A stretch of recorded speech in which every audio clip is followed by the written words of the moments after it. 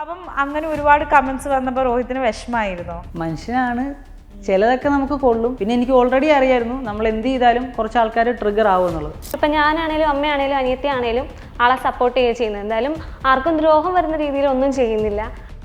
Cleanup first ചെയ്തത് മണാലിയിലാണ്, ഞങ്ങൾ രണ്ടുപേരും കൂടെ. ഫസ്റ്റ് ക്ലീനപ്പ് അവിടെ നിന്നാണ് തുടങ്ങിയത്. ആക്ച്വലി ഞാനായിട്ടിരിക്കുക എന്നുള്ള കൺസെപ്റ്റേ ഉള്ളൂ. അല്ലാണ്ട് നമ്മൾ സമൂഹത്തെ ദോഷം ചെയ്തുകൊണ്ടോ അല്ല ഒരു നിയമത്തെ വെല്ലുവിളിച്ചുകൊണ്ടോ ഒരു വീഡിയോ ചെയ്തിട്ട് ചുറ്റുമുള്ള മനുഷ്യർക്ക് പണി കൊടുക്കുന്ന രീതിയിൽ ഞാൻ ഇന്നേവരൊന്നും ചെയ്തിട്ടില്ല, ചെയ്തുമില്ല. എനിക്കൊരു 10-18 വയസ്സ് വരെയൊക്കെ, 18 20 വയസ്സ് വരെ, അപ്പോൾ ഒരു 20 വർഷം 23-22 വർഷത്തോളമൊക്കെ അമ്മ അവർ ലൈഫിൽ അഡ്ജസ്റ്റ് ചെയ്ത് പോകുമായിരുന്നു. 23 വർഷം. അച്ഛൻ അന്ന് പോയതിനു ശേഷം പിന്നെ ഒരു അറിവില്ല അച്ഛൻ്റെ എങ്ങനെയാണ്? ഇല്ല, അറിവുണ്ട്. നാട്ടിൽ അവിടെ ഇവിടെ വെച്ച് ഞങ്ങൾ വല്ലപ്പോഴും കാണാറുണ്ട്. ഞാനായാലും വല്ലയിടത്തൊക്കെ പോകുമ്പോഴത്തേക്കും പുള്ളി വേറൊരു സ്ത്രീയായിട്ട് പോയതാണ്. ഒരുപാട് നാണക്കേടും ഒരുപാട് ബുദ്ധിമുട്ടുകളും പിന്നെ ഇതിനിടയ്ക്ക് ഒരു കൊലപാതക ശ്രമമൊക്കെ കഴിഞ്ഞിട്ടാണ് അച്ഛൻ സ്കൂട്ടായത്. ഗ്യാസൊക്കെ അതിൻ്റെ റെഗുലേറ്ററൊക്കെ തല്ലിപ്പൊട്ടിച്ച് വെച്ചിട്ട് പുള്ളി വെളുപ്പിന് ചായ കുടിക്കാൻ പോകുന്നൊരു ആകെയുള്ളൊരു ഓപ്ഷൻ ചാവാണ്ടിരിക്കാനായിട്ട് ഒരുമിച്ച് നിൽക്കുക എന്നുള്ളതായിരുന്നു. ഞങ്ങൾ 3 പേരും ഒറ്റക്കെട്ടായിട്ട് നിന്നു. ഭാഗ്യം കൊണ്ട് ചത്തുപോയില്ല. അമ്മയുടെ ഒരു വലിയ സ്വപ്നം രോഹിത് സത്യമാക്കി കൊടുത്ത് ചോദിച്ചാൽ ഏതായിരിക്കും പറയാ? പീസ്ഫുൾ ആയിട്ടുള്ള ലൈഫ്. അത് തന്നെ ആവണം. കാരണം കൊച്ചിലാണെങ്കിലും അമ്മയുടെ ലൈഫ് എന്ന് പറയുമ്പോഴത്തേക്കും അമ്മയുടെ അമ്മ ഒരു 4ാം ക്ലാസ്സിൽ പഠിക്കുമ്പോൾ ക്യാൻസർ വന്ന് മരിച്ചു പോയതാണ്. അത് കഴിഞ്ഞിട്ട് അമ്മയാണ് വളർത്തിയത്. പുള്ളിക്കാരി പാടത്തൊക്കെ പോയിട്ട് കർഷക സ്ത്രീയൊക്കെ ആയിരുന്നു. അപ്പോൾ പട്ടിണിയും പരിവട്ടമൊക്കെ ആയിരുന്നു. ആ ഒരു ഫിനാൻഷ്യൽ ബാക്കപ്പ് ഇല്ലാഞ്ഞുകൊണ്ടാണ് ഒരു കള്ളുകൂടിനെ കല്യാണം കഴിക്കേണ്ടി വന്നത്. ചോദിക്കാനും പറയാനും ഒരു സഹോദരൻ ഉണ്ടായിരുന്നു അമ്മയ്ക്ക്. പക്ഷെ പുള്ളിക്കാരന് ഉത്തരവാദിത്വം ഇല്ലാഞ്ഞുകൊണ്ട് ഒന്ന് തിരക്കാൻ പോലും ആളില്ലായിരുന്നു. അങ്ങനെ പെട്ടുപോയതാ. പക്ഷെ ട്രാപ്പായി പോയിട്ട് ഇന്നത്തെ പോലെ ഒരു ഡൈവേഴ്സ് ചെയ്യാനാണെങ്കിൽ പോലും തിരിച്ചു പോകാൻ സ്ഥലമില്ല. വീട് വിട്ടിട്ടാണ് കെട്ടിച്ചു വിട്ടത്. അമ്മയുടെ അമ്മയാണെങ്കിൽ അമ്മയുടെ ചേച്ചിയുടെയും ചേച്ചിയുടെ ഭർത്താവിൻ്റെയും വീട്ടിലാണ് താമസിച്ചിരുന്നത്. അപ്പം നമുക്കും സ്വന്തമായിട്ട് പോകാനൊരു സ്ഥലം ഇല്ലാഞ്ഞുകൊണ്ട് she was really trapped there. അങ്ങനെ എനിക്കൊരു 10-18 വയസ്സ് വരെയൊക്കെ, 18 20 വയസ്സ് വരെ, അപ്പോൾ ഒരു 20 വർഷം 23-22 വർഷത്തോളമൊക്കെ അമ്മ അവർ ലൈഫിൽ അഡ്ജസ്റ്റ് ചെയ്ത് പോകുമായിരുന്നു. 23 വർഷം ജീവിതത്തിന്റെ ഒരു പകുതി കാലയളവല്ലേ? അപ്പോൾ ഇപ്പൊ അങ്ങനെ നോക്കുവാണെങ്കിൽ ഭർത്താവ് വിട്ടേച്ചും പോയെങ്കിൽ പോലും ഇപ്പോഴാണ് സമാധാനമായിട്ട് ഉറങ്ങുന്നതും സമാധാനമായിട്ട് ഭക്ഷണം കഴിക്കുന്നതും. ഓക്കെ. അപ്പം അച്ഛൻ അന്ന് പോയതിനു ശേഷം പിന്നെ ഒരു അറിവില്ല അച്ഛൻ്റെ എങ്ങനെയാണ്? ഇല്ല, അറിവുണ്ട്. നാട്ടിൽ അവിടെ ഇവിടെ വെച്ച് ഞങ്ങൾ വല്ലപ്പോഴും കാണാറുണ്ട്. ഞാനായാലും വല്ലയിടത്തൊക്കെ പോകുമ്പോഴത്തേക്കും പുള്ളി വേറൊരു സ്ത്രീയായിട്ട് പോയതാണ്.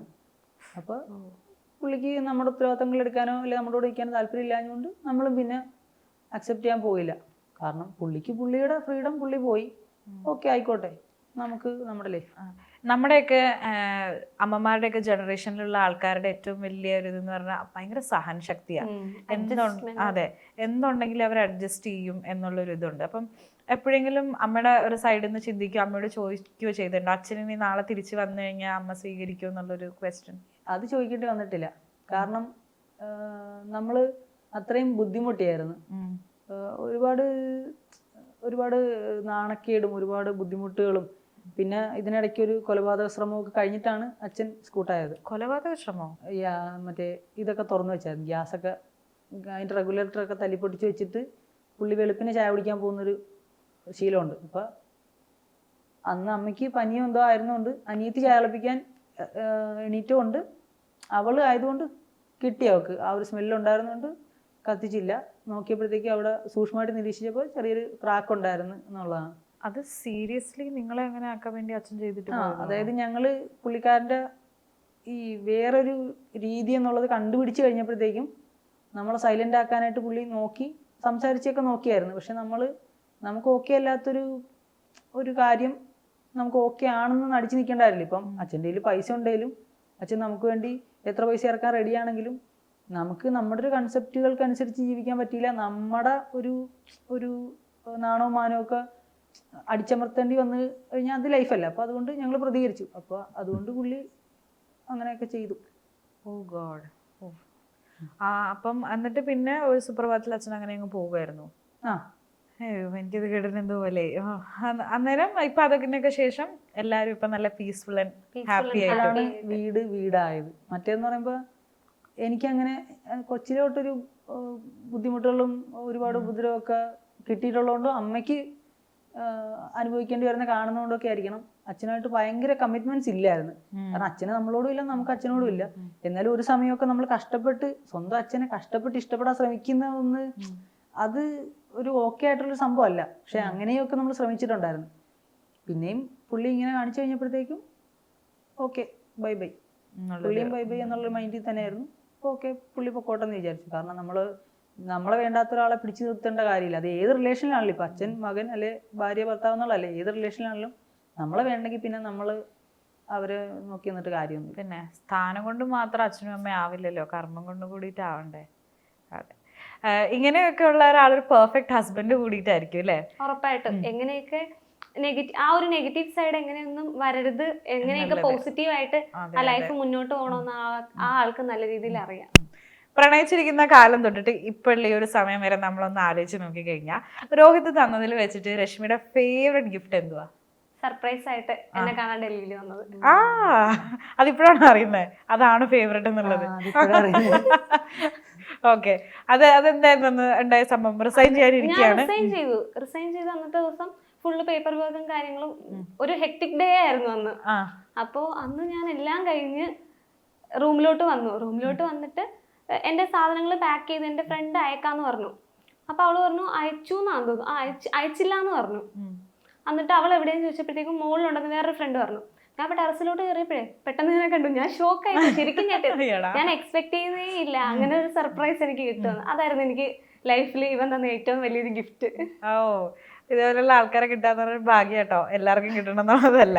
ഇനി തിരിച്ചു ചോദിക്കുകയാണെങ്കിൽ how she as a wife? കുഞ്ഞുനാളിലെ തൊട്ട് അറിയുന്ന ആളാണ്. അപ്പൊ ഈ സ്കൂൾ പഠിക്കുന്ന കാലം തൊട്ടേ വീട്ടിലുള്ള ബുദ്ധിമുട്ടുകളൊക്കെ തുറന്ന് പറയുമായിരുന്നു നിങ്ങൾ അങ്ങോട്ട്? എല്ലാം അറിയായിരുന്നു എനിക്ക്. അപ്പം എല്ലാം അറിയാവുന്നതുകൊണ്ട് തന്നെ എന്നെ അറിയാം.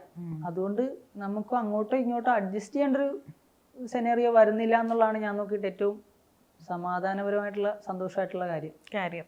പിന്നെ ഇപ്പൊ എന്റെ ശരികളിൽ ഞാൻ പോകുമ്പോഴത്തേക്കും തടയാൻ വരൂല എന്നുള്ളതും വേറൊരു പോയിന്റാണ്. കാരണം ഞാൻ കുറച്ച് ഇമ്പൾസീവ് ആയിട്ടുള്ള ഒരാളാണ്. എനിക്ക് ശരിയെന്ന് ഒരു കാര്യം തോന്നുന്നുണ്ട്, അതായത് ഒരു തെറ്റ് കണ്ടിട്ട് എനിക്കത് ശരിയാക്കണമെന്ന് ഞാൻ ഇറങ്ങി തിരിച്ചാല് ഞാൻ പിന്നെ റിസ്ക് ഉണ്ടോ ഇല്ലയോ എന്ന് ഞാൻ നോക്കൂല. അത് ശരിയാന്നുള്ളൊരു കൺസെപ്റ്റ് ഞാൻ പറയുന്നില്ല. ഇന്നത്തെ സമൂഹത്തിൽ സ്വന്തം സേഫ്റ്റി നോക്കണം. പക്ഷെ ചില സമയത്ത് എനിക്ക് നോക്കാൻ പറ്റാറില്ല. എന്റെ ശരികളുമായിട്ട് എങ്ങനെ അങ്ങ് പോകും. അപ്പൊ ആ സമയത്തൊക്കെ ആണെങ്കിലും ഭയങ്കരമായിട്ട് എതിർക്കാനായിട്ട് എന്റെ വീട്ടിൽ നിന്ന് ആരും നിൽക്കുന്നില്ല എന്ന് വെച്ചാൽ കാര്യം പറഞ്ഞു തരും, എന്നിട്ട് നീ എന്താന്ന് വെച്ചാൽ ചെയ്യ് എന്ന് പറയാൻ ആ ഒരു ഫ്രീഡം ഭയങ്കര വലുതാണ്. ഞാനിപ്പോ നേരത്തെ ആ ഒരു വീഡിയോ പോയിന്റ് ഔട്ട് ചെയ്ത് പറഞ്ഞല്ലോ, അപ്പൊ ആ വീഡിയോന്റെ ഫസ്റ്റ് സെന്റൻസോ മറ്റോ ഇങ്ങനെയാണ്: അമ്മ, ഞാൻ ഇങ്ങനെ ഓരോ സ്ഥലങ്ങൾ ക്ലീൻ ചെയ്യുന്നതിലും ബാത്റൂം കഴിയുന്നതിലും ഒക്കെ അമ്മയ്ക്ക് എന്തെങ്കിലും നാണക്കേടുണ്ടോ എന്ന് ചോദിക്കുന്നുണ്ട്. അപ്പൊ അമ്മ പറയും ഇല്ല, മറ്റുള്ളവരെ ഉപദ്രവിക്കാതെ കഷ്ടപ്പെട്ട് പണിയെടുക്കുന്നതുകൊണ്ട് എനിക്ക് അഭിമാനമാണ് എന്നുള്ളത്. അപ്പം നമ്മുടെ കേരളത്തിലെ ടിപ്പിക്കൽ മലയാളി ഫാമിലീസിനെ നമുക്കിനി എടുക്കാം. ഇപ്പം എൻ്റെ രശ്മിയുടെയൊക്കെ അടങ്ങുന്ന പേരൻസ് മേ ബി അവർക്കൊക്കെ ഒരു മരുമകനെയോ മരുമകളും പ്രത്യേകിച്ച് ഒരു മോളെ കൊടുക്കുമ്പോൾ ഒരു വൈറ്റ് കോളർ ജോബ് ഉള്ള വീട്ടിലേക്കൊക്കെ കൊടുക്കാനായിട്ടായിരിക്കും, അല്ലെങ്കിൽ ഭയങ്കര ഫങ്ഷണൽ ഫാമിലിയിലേക്ക് കൊടുക്കാനായിട്ടായിരിക്കും നമ്മുടെയൊക്കെ വീട്ടുകാർക്ക് എന്നും ഇഷ്ടം ഉണ്ടാവുക. അപ്പം ഇതേപോലെ ഒരു പ്രപ്പോസൽ, അതും ലവ് മാരേജ് ആയിട്ട് വന്നപ്പോൾ രശ്മിയുടെ വീട്ടിലെ ഓണസ്റ്റ് റിയാക്ഷൻ എന്തായിരുന്നു? വീട്ടില് എതിർപ്പായിരുന്നു. ഞാൻ പറഞ്ഞല്ലോ, സ്ഥിര വരുമാനം ഇല്ല എന്നുള്ളൊരു കൺസെപ്റ്റില് വീട്ടുകാർക്ക് ബുദ്ധിമുട്ടുണ്ടായിരുന്നു. അല്ലെ, സ്ഥിര വരുമാനം അല്ലെങ്കിൽ കൂടി ബിസിനസ് ആൾക്കാരെയൊക്കെ ഇപ്പൊ അക്സെപ്റ്റഡ് ആണ്. പക്ഷെ ഇപ്പൊ ക്ലീനിങ് സർവീസ് ചെയ്യുന്ന ഒരാളാണ്, അച്ഛനില്ല എന്നൊക്കെ ഉള്ളത് ഒരു പ്രശ്നമായിട്ടുണ്ടായിരുന്നു അവർക്ക്? അച്ഛനില്ല എന്നുള്ള ഒരു പ്രശ്നമല്ലായിരുന്നു, ജോലിയുടെ കാര്യത്തിൽ പ്രശ്നം ഉണ്ടായിരുന്നു. എങ്ങനെ കുടുംബം നോക്കും എന്നുള്ള കാര്യത്തിൽ വീട്ടുകാർക്ക് ഒരു ഡൗട്ട്ഫുൾ ആയിരുന്നു എൻ്റെ വീട്ടുകാര്. പിന്നെ പുള്ളിക്കാരൻ, ഞാൻ നേരത്തെ പറഞ്ഞ പോലെ തന്നെ പുള്ളിക്കാരൻ കൺവിൻസ് ചെയ്തു, എനിക്ക് ഒരു മാസം എനിക്ക് ഇത്ര വരുമാനമുണ്ട്, ഇത്ര പേർക്ക് ഞാൻ ജോലി കൊടുക്കുന്നുണ്ട്, അങ്ങനെയുള്ള എല്ലാ കാര്യങ്ങളും എൻ്റെ അച്ഛനെ ഫോൺ വിളിച്ച് എല്ലാ കാര്യങ്ങളും പറഞ്ഞ് അച്ഛന് മനസ്സിലായി പുള്ളിക്കാരൻ എന്നെ നന്നായിട്ട് നോക്കാനുള്ള കഴിവും പ്രാപ്തിയൊക്കെ ഉണ്ട് എന്ന് മനസ്സിലായപ്പോഴാണ് കല്യാണത്തിന് സമ്മതിച്ചത്. ഞാൻ നിർബന്ധിച്ചിട്ടില്ല. അച്ഛനൊക്കെ പറഞ്ഞു എന്റെ കാര്യങ്ങൾ ഇതാണ്, എനിക്കൊരു മാസം ഇത്ര പണിയുണ്ട്, അതിന് ഇത്ര പൈസ കിട്ടിയിട്ടുണ്ട്, വേറെ പെട്രോളിന്റെ അല്ലാണ്ട് വേറെ എനിക്ക് പൈസ ചെലവില്ല, അല്ലാണ്ട് സിഗരറ്റ് വലിയ അങ്ങനെ പരിപാടിയൊന്നും ഇല്ലാത്ത ഒരു ദുശീലം എനിക്കില്ല. അങ്ങനെ അതുകൊണ്ട് എക്സ്ട്രാ പൈസ വേറെ സൈഡിൽ കൂടെ പോകില്ല. ഞാൻ ഈ മാസം ഇത്ര പിള്ളേർക്ക് പണി കൊടുത്തിട്ടുണ്ട്, അപ്പൊ എന്റെ കാര്യങ്ങൾ ഇതാണ്. അപ്പൊ ആലോചിച്ച് ഓക്കെ ആണെങ്കിൽ മാത്രം മതി, അല്ലാണ്ട് എനിക്ക് നിർബന്ധമായിട്ട് ഞാൻ പറയുമോ അല്ലെങ്കിൽ ഇപ്പൊ നിങ്ങൾ ഇതിന് സമ്മതിച്ചില്ലെങ്കിൽ ഞാൻ എന്തേലും അവളെ ഉപദ്രവിക്കുമെന്നോ അങ്ങനെ ഒരു സംഭവം അല്ല ഞാൻ പറയുന്നത് എന്നുള്ളതെല്ലാം വ്യക്തമായിട്ട് സംസാരിച്ച് പറഞ്ഞു കൊടുത്തു. കൺവിൻസ് ചെയ്തു എന്നുള്ളതല്ല, ഞാൻ പറഞ്ഞു കൊടുത്തു. അപ്പം ഇവളുടെ വീട്ടുകാർ നോക്കിയപ്പോഴും അവരത് കാര്യങ്ങളൊക്കെ അനലൈസ് ചെയ്തപ്പോഴത്തേക്കും ഓക്കെ എന്ന് തോന്നിയോണ്ടായിരിക്കണം സമ്മതിച്ചത്. അപ്പൊ ഈ പ്രണയിക്കുന്ന കാലത്ത് ഒരിക്കൽ പോലും വീട്ടിൽ പൊക്കിയിട്ടില്ല രണ്ടുപേരും? വീട്ടില് പൊക്കിയിട്ടില്ലെന്ന് ചോദിച്ചാല് ഞാൻ നഴ്സിംഗിന് പഠിക്കുമ്പോഴത്തേക്കും എൻ്റെ ഒരു ടീച്ചർ അച്ഛനോട് പറഞ്ഞിട്ടുണ്ട്. അത് പുള്ളിക്കാരിക്ക് എവിഡൻസ് കിട്ടിയിട്ടൊന്നുമല്ല, പുള്ളിക്കാരി ചുമ്മാ ഒരു ഊഹാപോഹത്തിന് ഇവക്ക് ലൈനുണ്ട് വീട്ടിൽ നോക്കിയോ എന്നൊരു രീതിയിൽ പറഞ്ഞു. ആ ടീച്ചർ ഇച്ചിരി സീനായിരുന്നു, പല പിള്ളേരെ ഇതുപോലെ പെടുത്തുന്നുണ്ടായിരുന്നു. പക്ഷെ അച്ഛൻ എന്നോടൊന്നും പറഞ്ഞൊന്നുമില്ല, ഒന്നും ചോദിച്ചില്ല. കാരണം അച്ഛന് വീട്ടുകാര് ഓർത്തത് പിള്ളേരല്ലേ ആ വഴിക്ക്, പിന്നെ മനസ്സിലായി പറഞ്ഞിട്ടും കാര്യമില്ല. പ്രശ്നങ്ങളൊന്നും ഉണ്ടാക്കിയിട്ടില്ല. നമ്മള് ശരി, ഞങ്ങള് പ്രണയിച്ചു നടന്ന കാലത്താണേലും യാതൊരു വീട്ടുകാർക്കാണേലും ഞങ്ങൾക്ക് പേഴ്സണലി ആണേലും ബുദ്ധിമുട്ടുണ്ടാക്കുന്ന രീതിയിൽ ഒന്നും ചെയ്തിട്ടില്ല. ഞങ്ങൾ രണ്ടുപേരുടെ കരിയർ നോക്കി വീട്ടുകാർക്ക് ബുദ്ധിമുട്ടില്ലാത്ത രീതിയിലാണ് മുന്നോട്ട് പോയത്. അങ്ങനെ അങ്ങ് പോകുമായിരുന്നു.